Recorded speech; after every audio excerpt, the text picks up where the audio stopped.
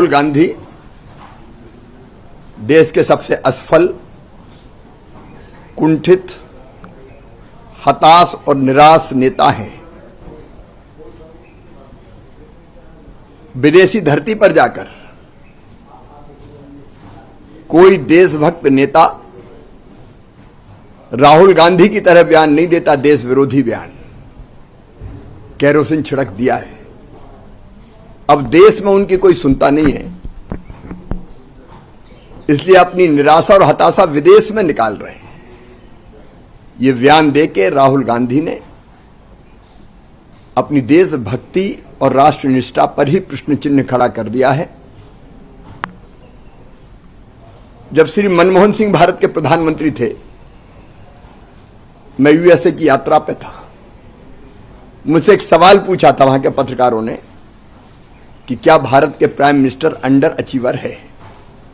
मैंने कहा वो कांग्रेस के नहीं, भारत के प्रधानमंत्री है, और भारत का प्रधानमंत्री कभी भी अंडर अचीवर नहीं हो सकता।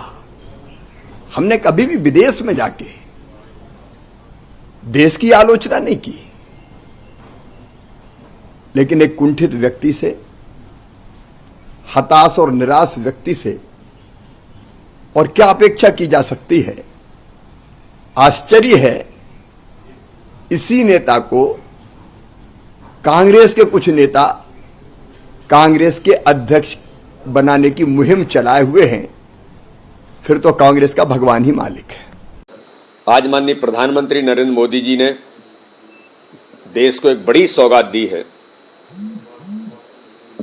और जिसको लेकर के हमारे माननीय वित्त मंत्री निर्मला सीतारमण जी ने सेंट्रल एक्साइज ड्यूटी में पेट्रोल पर 8 रुपए और डीजल पर 6 रुपए की जो कमी की है, उसके आधार पर अब पेट्रोल की कीमत में 9 रुपए 50 पैसे और डीजल की कीमत में 7 रुपए की जो कमी होगी, एक ऐतिहासिक और क्रांतिकारी निर्णय माननीय वित्त मंत्री जी ने माननीय प्रधानमंत्री जी के निर्देश पर जो किया है। साथ में ही गैस सिलेंडर में 12 गैस सिलेंडर उपयोग करने पर 200 रुपए की सब्सिडी देना एक ऐतिहासिक कदम है, और पूरे देश के अंदर इसको लेकर के आम लोगों में जो एक बड़ा उत्साह जागृत हुआ है।